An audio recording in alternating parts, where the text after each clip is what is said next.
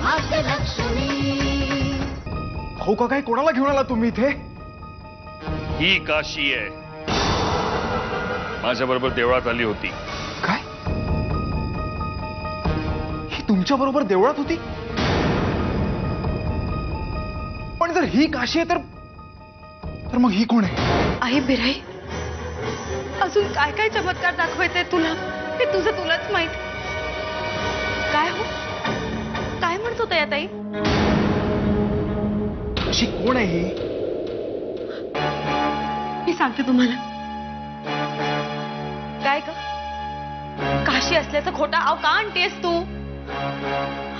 अहो, गुरुबाई भेटल्या होत्या मला आणि त्या मला म्हणालात की तुमच्या जीवाला धोका आहे। कोणापासून? मला माफ करा, मला माहिती तुमचा विश्वास बसणार नाही, पण आई आणि सूर्यभाऊजी पासून तुमच्या जीवाला धोका आहे। ही आपल्या समोर जी काशी उभी आहे ना, ही काशी नसून कोणीतरी तोतया आहे, जी हुबेहू आपल्या काशी सारखी दिसते आणि त्याचा गैरफायदा घेऊन आपल्या घरात घुसण्याचा प्रयत्न करतेय। नाही आई, तुमच्या पाया पडते, मला असं खोटं पाडून कायमचं या घराच्या बाहेर काढू नका। गय आई, तुम्हीच मला सांगा, तुम्ही तरी कोणत्या खात्रीने म्हणताय की मी खरी काशी नाही आणि ही जी समोर मुलगी आहे ती काशी आहे म्हणून?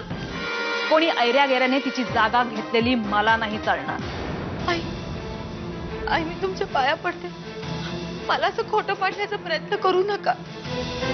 अगं भवाने, तूच तुझ्या या पोपट पंचने आमच्या काशीला खोटं पाडण्याचा प्रयत्न करतेस। संजय तुझ्या डोक्यात प्रकाश कसा पडत नाहीये? अरे कोण कुठली ही आपल्या काशीवर इतके घाणेरडे आरोप करते? ते नेमकी काय भानगड आहे? काशी, तू नेमकं काही सांगू शकशील का मला? काशी, बोल काहीतरी। ग, तुझ्या या गप्प बसण्याचा काय अर्थ घ्यायचा आम्ही? तूच बबली आहेस? तूच कोणा बाबूरावचा खून केलास आणि काशी बोलून आमच्या घरात आसरा घेतलास? ते 10 लाख रुपये घ्या आणि तेवढ्यात काही तडजोड होती का बघा।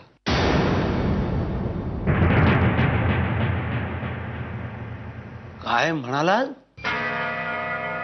10 लाख?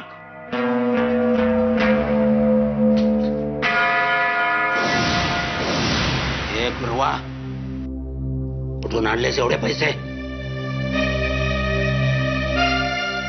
देवीचे दागिने विकलेस काय? असं असेल तर कायमचा आतमध्ये टाकेन तुला। नाही साहेब, असं बाप कसं होईल माझ्या हातून साहेब? मग एवढे पैसे आणलेस कुठून?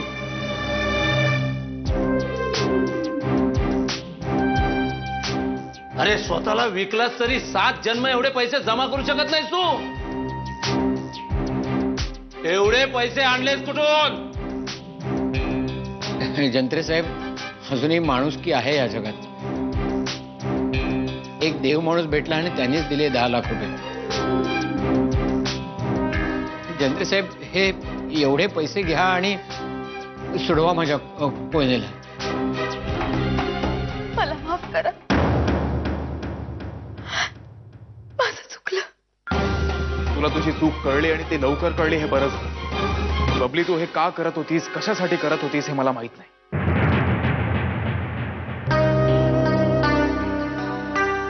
तुझे हे धाडस करायला निघाली होतीस हे तुझ्यावरच शेकलं असतं।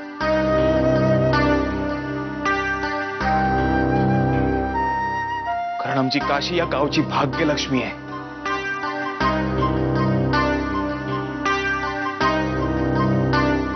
काशीची पुण्याई थोर म्हणून तुझा हा प्रयत्न सुरुवातीलाच हुकला।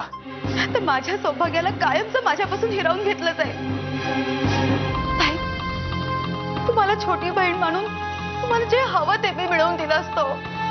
मला माझ्या नवऱ्याच्या आयुष्यातून असं बेदखल करायचा प्रयत्न करू नका। संजय, तुझा गोंधळ उडणं स्वाभाविक आहे, पण ही सकाळपासून माझ्यासोबत आहे, त्यामुळे माझ्या मते तरी हीच काशी आहे।